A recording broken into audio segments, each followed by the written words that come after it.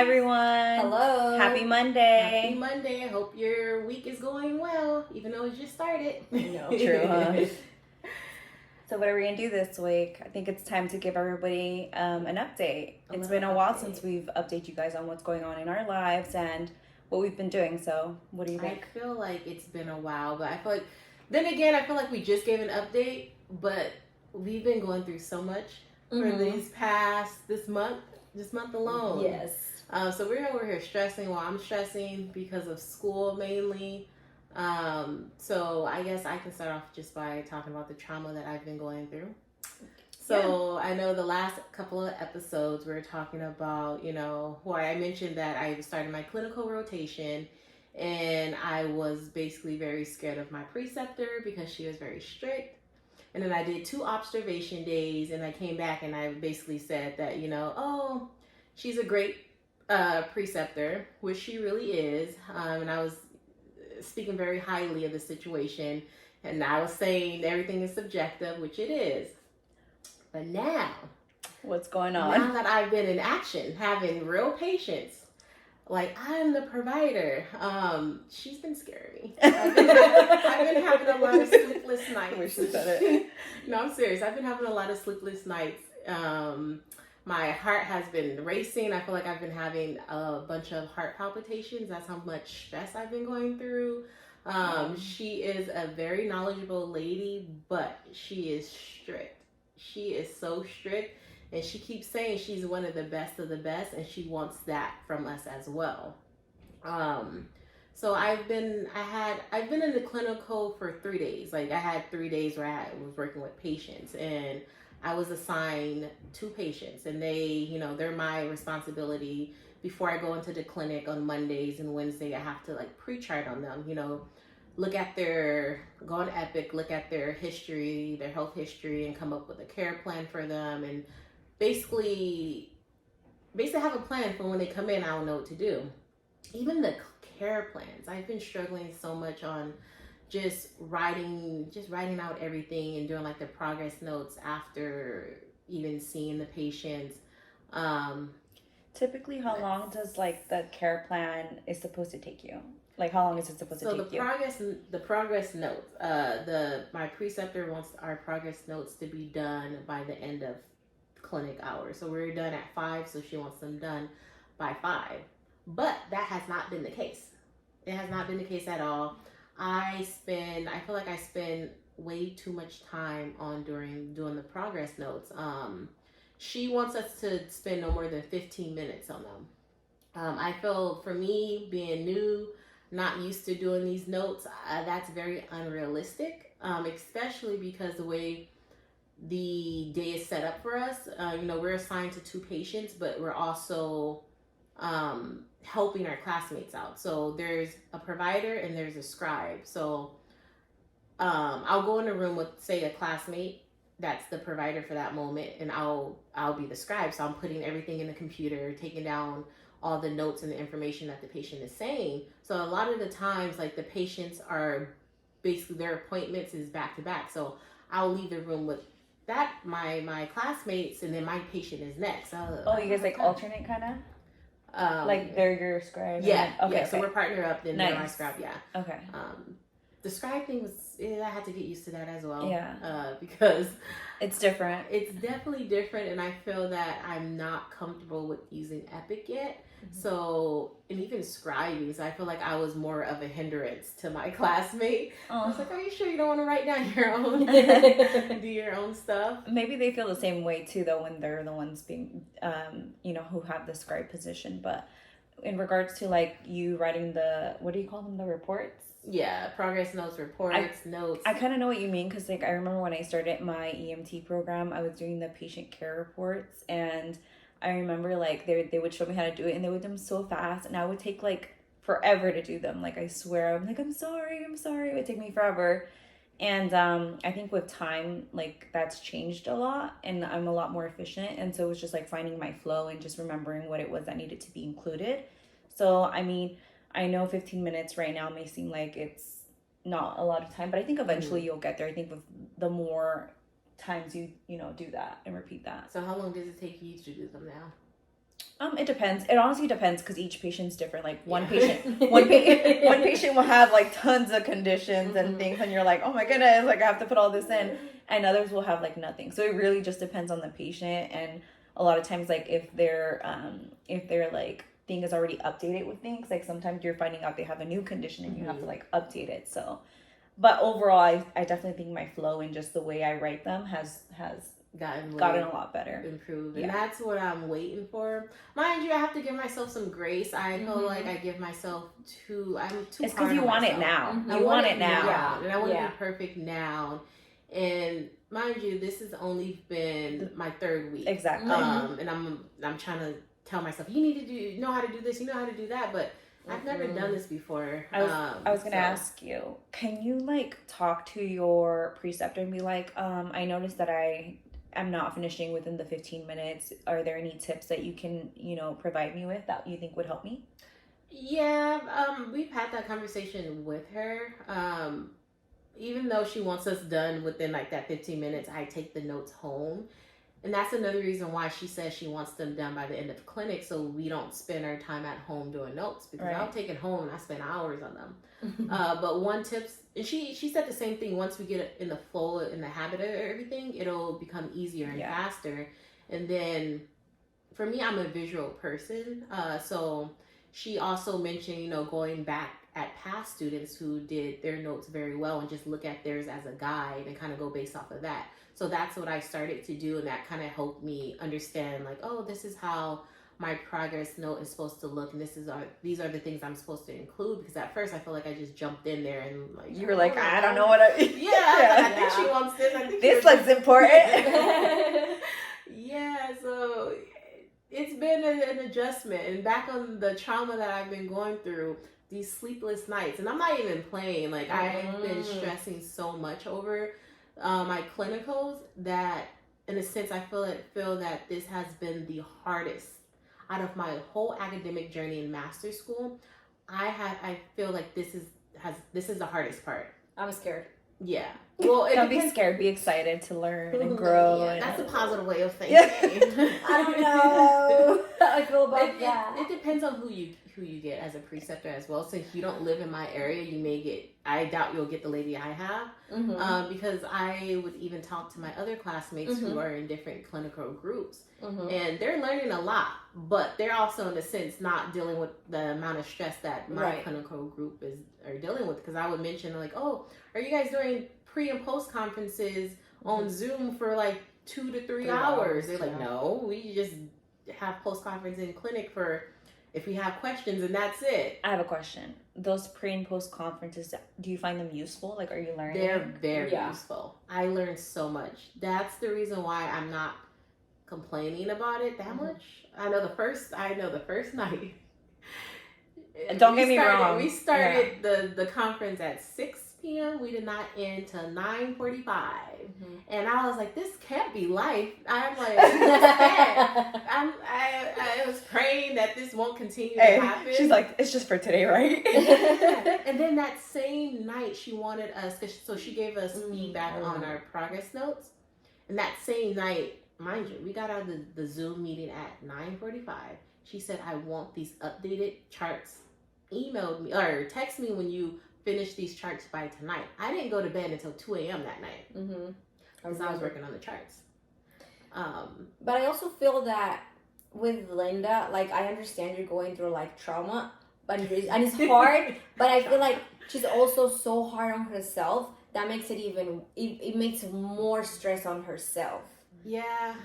Yeah. Because, like, I've talked with Linda on the side, and I'm like, dude, just keep in mind that maybe at the beginning is going to be rough because you don't know her, you don't know what she wants, you don't know what she likes, but once you get to know her, then you're gonna know what she wants, and you're gonna, like, instead of taking you, I don't know, 3 hours, an example, I'm not sure. Girl, I'm just assuming here. I wish. But let's say 3 hours is gonna take you an hour. And, it's a work in progress, and that's what I always have, like, text her when she feels like she's drowning. Yeah, y'all don't understand what I'm going through. And like, when she feels like she's drowning, I'm like, don't, like, just keep in mind that you're starting. Like, you're starting, so don't be so hard on yourself. I agree, because I feel like you know, she was in school, and I think school is very different from clinicals and like actually being there in person and actually just being in the healthcare setting. I think that like I hear this a lot too, like what you learn in school, like you learn way more when you're actually doing clinicals and actually being a part of this, you know, the care. And to add on to that, so this semester, and I kept telling myself, or basically this semester and this for the rest of this year, I told myself, you know, I was excited for it, which I still am, because you know this is I'm actually doing what I'll be doing as in my profession. So I wanted to apply myself more. So you know, Linda, don't go through the motion like academically with the other classes that I have. I actually wanted to read, learn the material, apply what I was learning, of course, but actually understanding the material. Truthfully, listeners, I feel that I've been going through the motions of just getting the assignments done because professors, no time. And I feel like they give us so much work. They give us so much busy work in the sense that it's taking up a lot of time for me actually studying and learning. So this semester, I do feel that it's a lot of busy work, like the discussion posts where you have to reply to 2 students and all this other stuff. It's like, come on now, give me something more useful. And then so I kind of started to get sad about the fact that, again, I'm going through the motions. I'm like, let me get this work out the way because my clinical preceptor expects so much out of us that a lot of my time is going to clinical prepping for patients, making sure I refresh on how to give a proper head to toe and like understanding what I'm looking for, that I feel myself neglecting my schoolwork. Not neglecting in the sense I'm doing bad. I'm just turning in the work. I'm getting my grade and turning in the work, and I'm getting A's. But I'm not learning. I remember I was like telling my brother this, and he said, well, that's good. That's good that you're focused in a sense that you're focused on the clinical stuff because that's what you're going to be doing. Like the book stuff in a sense don't matter. It's what you do, like hands-on, what patients. I was like, oh yeah. I was actually thinking the same thing. I was like, so you're doing what you're supposed to be doing. Yeah, I'm doing what I'm supposed to be doing. So now that I'm not beating myself up anymore about the whole idea of like, oh, I'm not focused in like the books in a sense, but I'm really focused in the clinical setting. Like I'm learning so much from my preceptor. This is a little feisty woman. Like she's probably about 5 feet tall or less, and she's so tiny and petite. But she is feisty. But I'm learning so much from her because she is so smart. Like she is smart, and every day that I'm in clinic with her, I learned something. So I was like, okay, I'm doing what I'm supposed to be doing, and that's learning. Right. So how many patients do you see a week, Linda? I, like myself, or like the clinic? Just you. Me, I see, a week 4 patients because I have 2 on Monday and 2 on Wednesday. Okay. But then I go in with my classmates and see their 2 patients. And okay. Yeah. Gotcha. And the clinic is basically ran by students, which is really cool. I love that. Yeah. So we're getting the full because it's like experience. You also get like that urgency to be like on top of everything because it's on you guys. Yeah. Yeah. And I feel like I'm in a toxic relationship with my instructor. Because she constantly tells us, like, I know you guys are new. You're not supposed to know all of this. So just don't be hard on yourself because you're not supposed to know this. But in the same breath, oh my God, why are you guys not doing this? You're supposed to know this. You're supposed to be doing this. I was like, what do you want from us? True. But imagine if it was, you don't know this, you don't know this, you don't know this. Just that all the time. Yeah. That would hurt more. That would hurt. And I'm... Balance. Yeah, balance. And I used to get heart palpitations of the thought of getting on Zoom with her for pre and post conference and even going into the clinic. Like my anxiety was so high last week that literally I started to have heart palpitations. And so that Monday, I believe, I went in the clinic. I had my first pap smear. And all I have to say is poor patient. But I learned so much during that pap smear. And I remember being in the room with my instructor, and she's like, you know, you're supposed to do this. You're supposed to do this. And I thought when I left the room, she was going to like yell at me and say, you know, I did this wrong. I did that wrong. But she just let it go. Like it never happened in a sense. And even at the end, it was more positive feedback. It wasn't negativity. And in my head, I was like, oh shoot, I'm going to get in so much trouble in a sense, or get reprimanded for what was happening in the room with the patient. But no, she didn't do that. So I'm starting to understand how she works. I think so too. I think she wants to push you to grow. But I think she doesn't want to push you to the point where you don't feel comfortable to ask her to make mistakes or things like that. I think she's like trying to find that perfect balance. And in the moment when I'm actually doing like the assessments or something, she's correcting me because that's when I'm doing it. So that's how I'm gonna learn. That's true, because that's like as you're doing it. I'm doing it. And that's the only time where I get kind of high anxiety because she's like, oh, why are you not doing this? You need to do that. Did you check for this? What are you looking for? I was like, don't be calling me out in front of these patients. She had me look into the patient's eye, behind the eye with the oscilloscope, whatever the thing is called. She's like, what do you see? I was like, what do I see? I was like, what am I supposed to see? But even then, at the end of the clinical that day, she said, she's all bark with no bite, and I was like, oh, I can see that now, because like in the room, she's all bark and everything, because we're learning, and then after she's like, oh yeah, you guys did great today, or she sounds sweet. She's really sweet. She sounds sweet. She sounds scary, girl. Get sweet. She's toxic. I'm in a toxic relationship right now. I feel like this is how toxic relationship. I've never been in one. Something like that. Like, I was like, are you gaslighting me? I'm like, you literally just said you don't expect us to know this because this is our first semester. That's hilarious. And only our third day, but then you saying we should know this and we need to do this. She'll literally say, it's your first semester, you're not supposed to be ordering medication, you're not supposed to be diagnosing. She just wants us to do the HPI, like get in the patient's history and everything. And then in the same breath, why didn't you put in this medication? Did you do this referral? Did you do? I was like, woman, but I'm learning. I'm learning so much. Yeah, I'm learning. Does she mean like put it in like verbally? No, put it in the chart, like epic. Oh, because we do everything. I feel like a provider. I'm confused, girl. So she wants us to put it in how it's supposed to be. Then of course she has to go and review everything and approve. Yeah, that makes sense. But yeah, it's been a journey. I'm excited and I'm scared, losing a lot of sleep.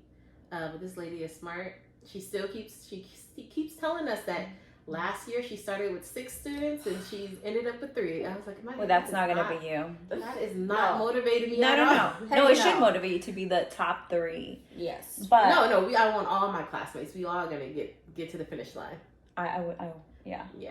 Let's pray. Yeah. Yes. And one more comment, and I'll let you guys share because I know I've been talking. No, you go for it. You go. So, I'm loving this place that I am. Like, yes, I'm super anxious and have anxiety about clinical, but I feel like clinical has been my main focus. I have 2 other classes, but those 2 other classes are literally in the back of my head, and I'm enjoying this process of learning and forcing myself to learn things. I feel like I don't know much, but I'm applying myself and I'm excited to I'm excited to apply myself and learn these things because now I feel myself as a provider. It's like, I'm not following the orders anymore. I'm giving the orders. And that's another thing that my preceptor would say in clinic. He was like, you guys are talking as RNs. Like, no, you give the orders.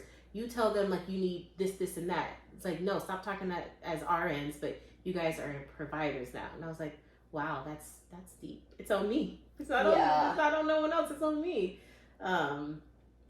Yeah, I was gonna say something, but I forgot. Honestly, I remember you talking about how scared you were to do this, and like even still talking about how like you have anxiety, but you're still going through the motions and doing everything you have to do. And I'm really excited to see, honestly, the end of clinicals with her and how much you grow. Y'all pray for me. Whoever's listening, please pray for me. We're gonna look back at this video. Watch. We're all gonna be praying for you, Linda. Yes, please pray. Because there's a lot of sleepless nights. I mean, yeah, you're gonna have anxiety, sleepless nights, but you're gonna have a lot of good moments too. Yeah, so, exactly. Positivity. Yes. It'll come out on the other side. So, any updates with you guys? Not it. I beat you. Heck no. I was like, what are you guys doing? So for me, it's been stressful because the classes are not hard. Honestly, they're not hard, but they're hard for me. Like, I get a lot of stress for myself because so one of them is just like a research class, so I have to do research. And thank you for one of my classmates. Because I'm not, like, as you guys know, I'm not really tech savvy, and I had to use to like found the articles and everything for this class. I have to use the school library, and I didn't know how to use it.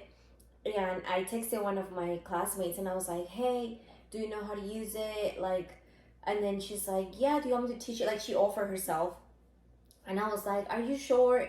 Girl, she made me a video and everything on how to do it. And then that's so sweet. Yes. That's awesome. So I was like, Shout out so to you, much. friend. Yes. So I was like, thank you so much for, like helping me. And then now because basically, so this semester for that class, it consists of like us writing like a 10-page paper, but it's like step by step every week. Gotcha. And writing, I hate writing, and it's really hard for me.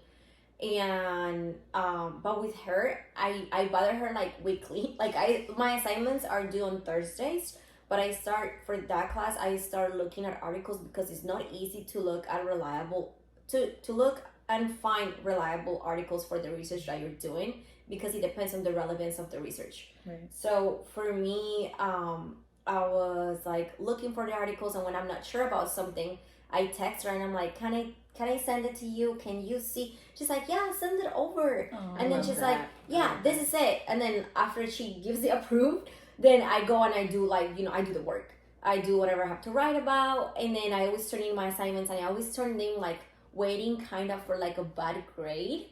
But so far I've been doing great. I've been getting A's, and I'm like, yes, like it's paying off. I think you need to trust yourself more.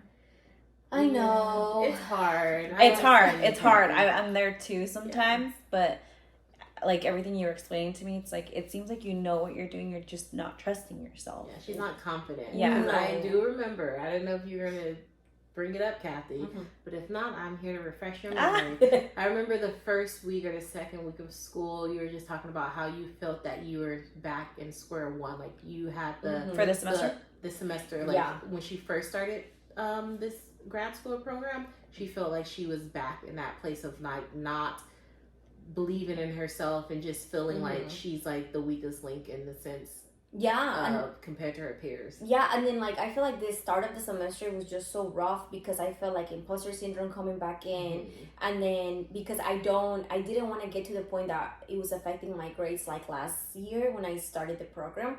So, and then I feel like I told Linda, like I feel like I'm drowning and I don't know how to get out, and I feel bad. Like I just, because as the year progressed, I felt myself getting better, getting more confidence, just getting back into the groove.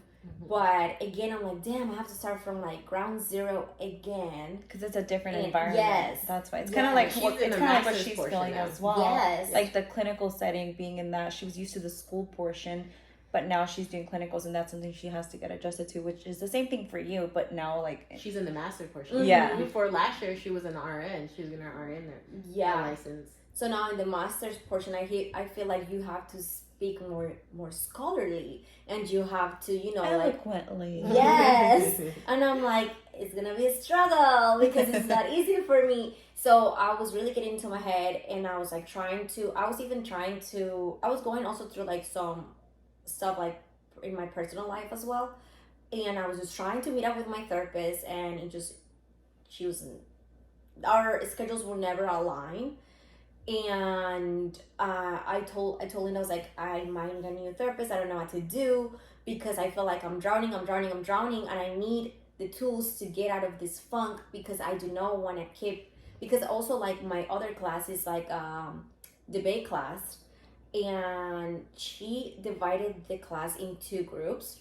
So, and I feel like I'm like with all of the smart people in my group, in my class. That's great. You get to learn from them. Positivity. But then, and then again, like, it's my I feel like it's my imposter syndrome like kicking in. I'm like, oh my God, I'm like the weakest link. And then because basically for all the discussions, they said it plain. They're like, this is not Facebook where you're gonna just reply to discussion and say like, good job, I like it. No, you're gonna respond, and you're gonna respond scholarly and talk about the article or the law that, like, for both of my classes I have to answer post, and then they both said like, this is not Facebook, we're gonna respond like we're in a master's program. In the policy class, just to add on to give listeners an idea of like what the policy class is. It's a debate class. It's a policy debate class, and they're trying to basically teach us as students that you're not going to always agree with what your patient and you may not always agree, but you have to learn how to meet that middle ground and also see the other side of like the patient's perspective or even like your colleague's perspective.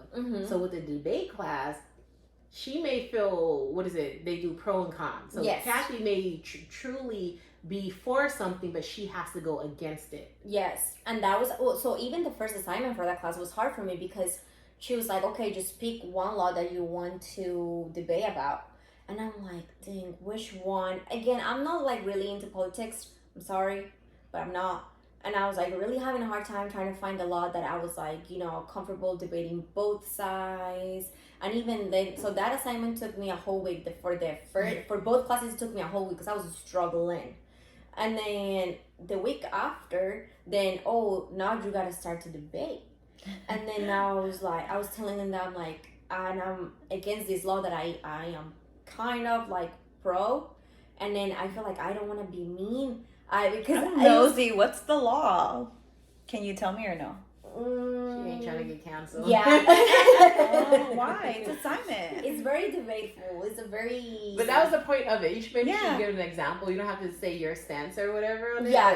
Don't say your stance. Just see what the law, like, what was it? So... What you had to do. You were the con? Yeah, I was the con. And then I was actually have to say why this law in California, this Senate bill in California that just passed on January 1st, 2023, is 3 or 4? 24. I'm so sorry. I'm confused. I was like, that was a whole year ago.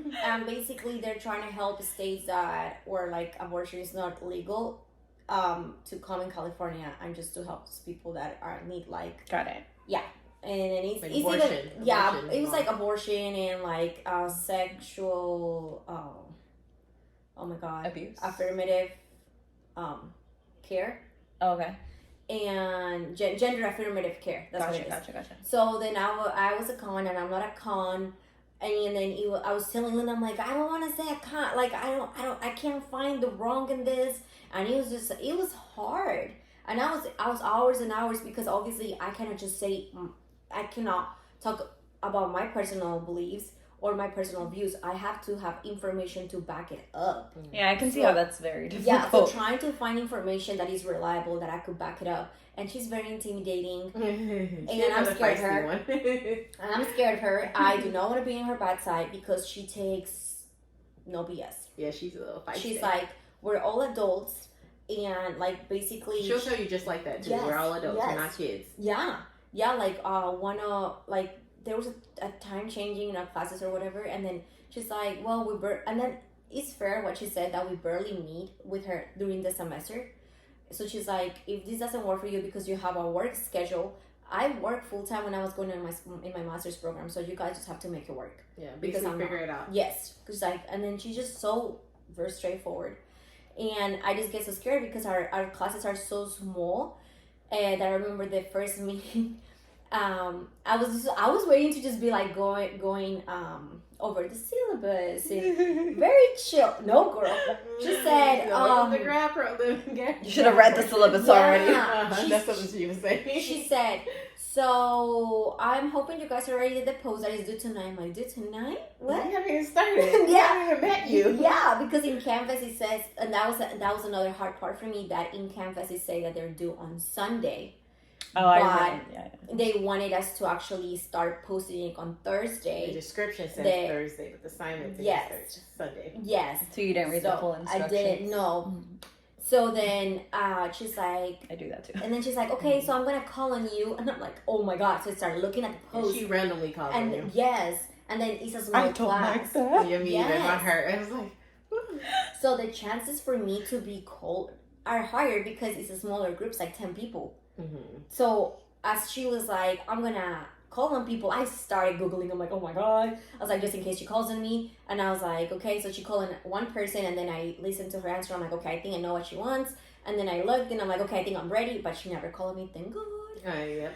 But honestly, Kathy, I got anxiety right now for you. yeah, it's just I like, used to get so much anxiety in that class. yeah, Oh my like God. every class I have to come ready. You have to. And then even though when you're not like the debate leader needs to post on Sunday the week before, and the people that respond, we have until Sunday. So for example, today is Friday, and they want us to do on Sunday. I looked at it, but I don't have like a solid answer.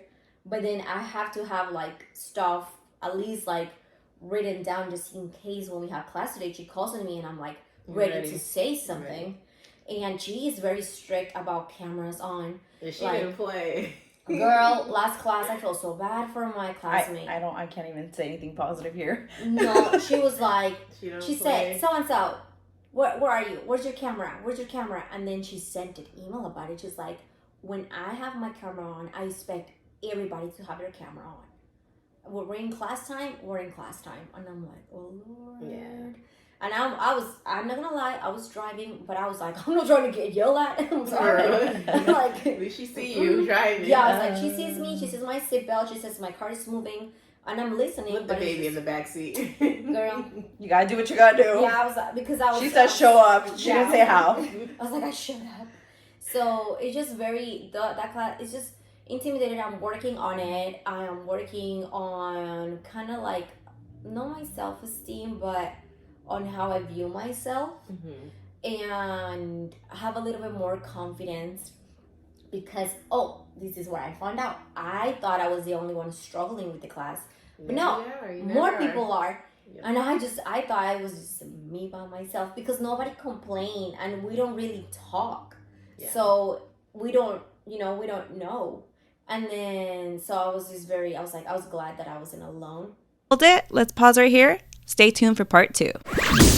Thanks for listening to this episode of PD3 with your hosts Linda, Jasmine, and Kathy. Make sure you like, comment, and subscribe at a potent dose of 3 so that you never miss an episode and your weekly dose.